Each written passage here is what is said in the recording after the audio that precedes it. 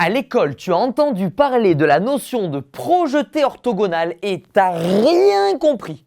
Mais c'est pourtant super simple. Regarde, tout simplement. Si tu prends un point, d'accord, un point sur ta feuille, moi je le prends sur le tableau, je prends un point A et une droite D. Et ton prof, il te dit, est-ce que tu peux me tracer le projeté orthogonal du point A sur la droite D? Et là, tu te dis, mais qu'est-ce qu'il me raconte, toi? Il me parle dans une langue étrangère ou quoi?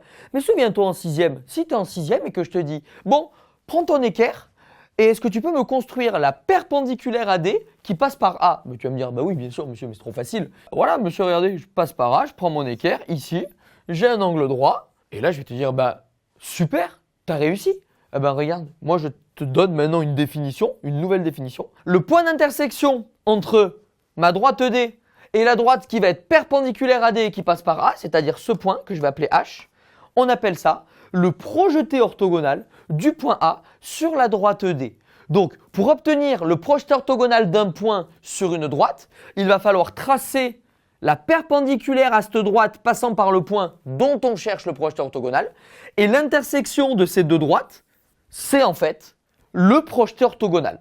Il n'y a que ça à savoir pour définir proprement le projeté orthogonal d'un point sur une droite.